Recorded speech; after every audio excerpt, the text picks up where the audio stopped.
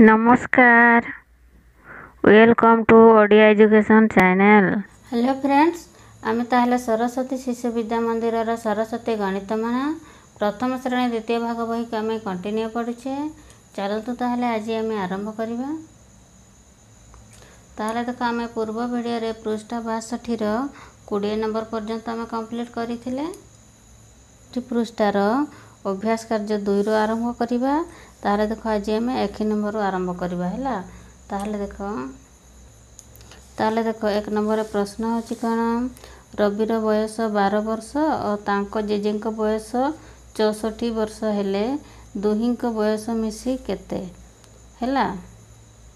ताहले देख आस एठी उत्तर बाहर करवा।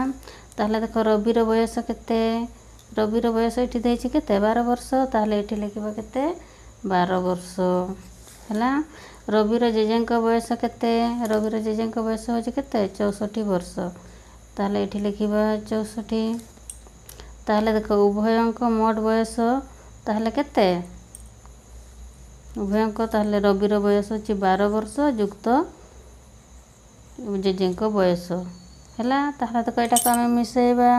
ताहले देख एठी 4 अछि एकक करे, एठी एकक करे 2 अछि हैला। 4 5 6 ताहले एठी 6 लिखिबा, तापर 6 1 7 हैला।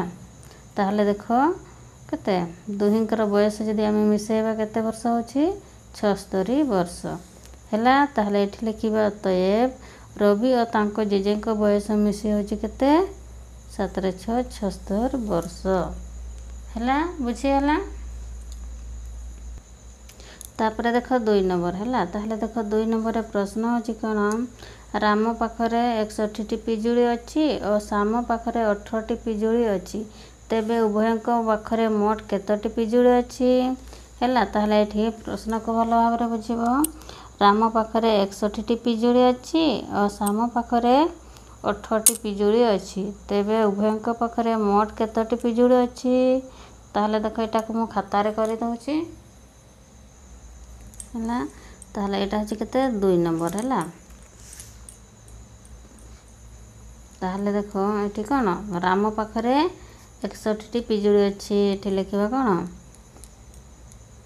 राम पाखरे 6 रे 1 61 टी पिजुड़ी अछि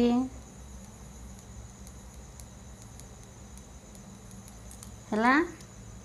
तापरे श्याम पाखरे 18 टी पिजुड़ी अछि हैला। एटा को तड़कू लिखिबा, श्याम पाखरे केते 18 टी पिजुड़ी अछि, क्रिएट 18 टी पिजुड़ी अछि हैला। ताहले एठी कोन कहछि, तेबे उभयंक पाखरे मोट केतोटी पिजुड़ी अछि। ताहले एठी मोट केतोटी पिजुड़ी अछि, ताहले एटा को हम युक्त कर देबा हैला।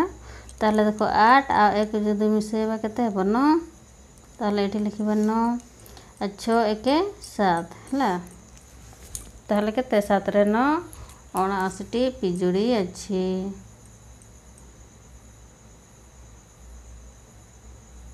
हैला। ताहले देख एठी लिखिबा उभयंक पाखरे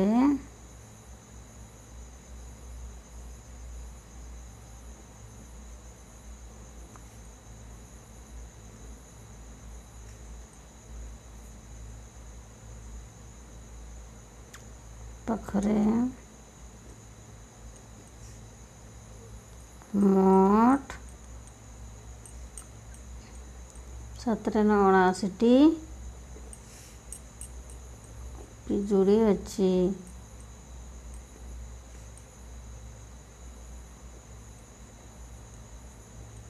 हैला। बुझी हैला। तापर देखो 3 नंबर हैला। ताहले देखो 3 नंबर प्रश्न होछि कोन, गोटिए खेलनार दाम 81 टंका और अन्य एक खेलनार दाम 9 टंका हेले दुईटी खेलनार मोट दाम केते हैला। ताहले देखो एटा भी से भले खाता रे कर दउछि।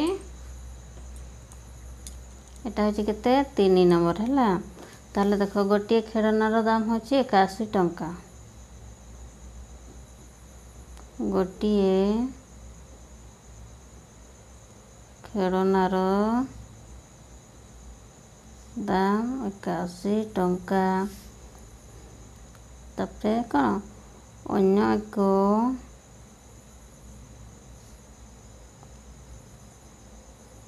ଖେଳନାର ଦାମ ହେଉଛି କେତେ 9 ଟଙ୍କା।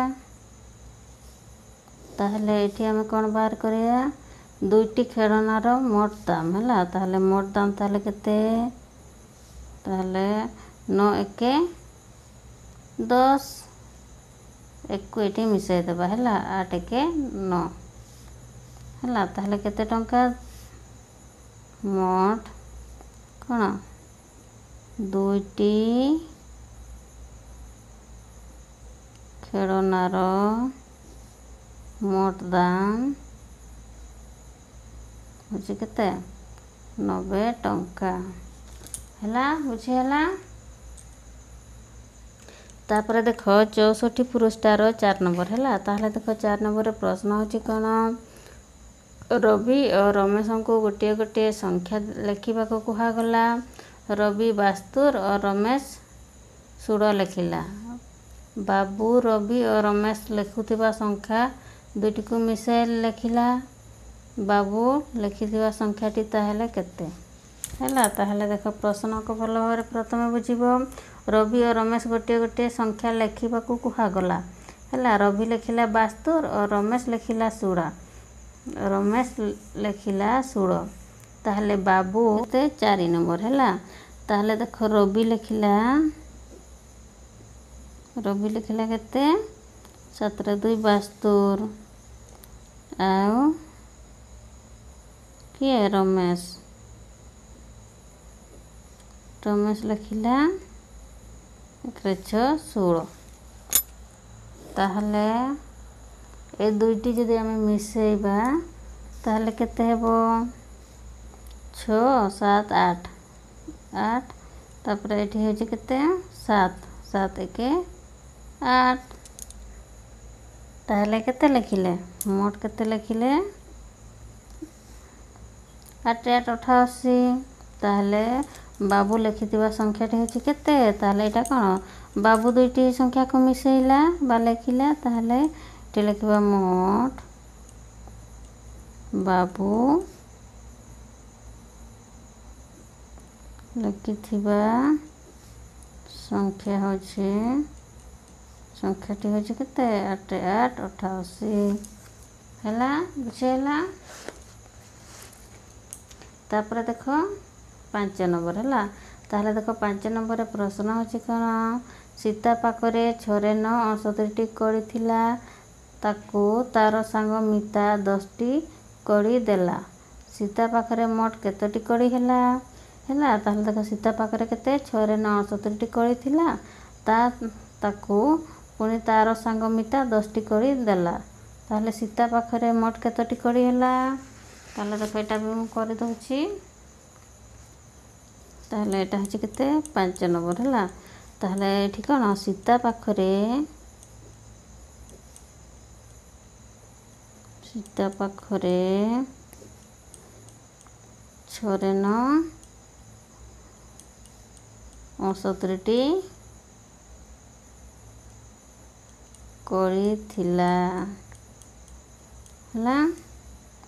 ତାର ସାଙ୍ଗ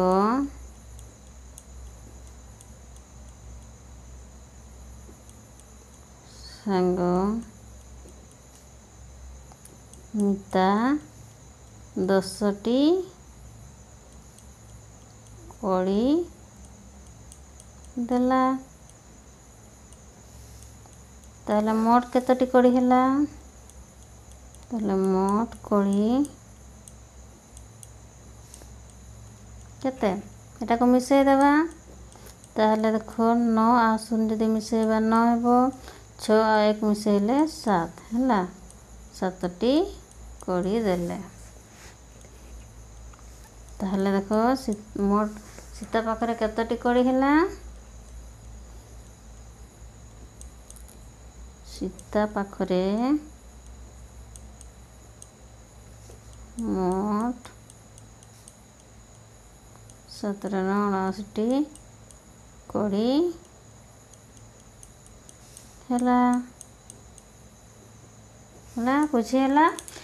ତାହେଲେ ଦେଖ କ'ଣ 5 ନମ୍ବର ପର୍ଯ୍ୟନ୍ତ ଆମେ କମ୍ପ୍ଲିଟ୍ କଲେ। ତାହେଲେ ଦେଖ ଆଜି ଆମେ ଏହି ଭିଡ଼ିଓରେ ଏତିକି କରିବା। ଆଶା କରୁଛି ଆପଣମାନଙ୍କୁ ଭିଡ଼ିଓଟି ଭଲ ଲାଗିଥିବ।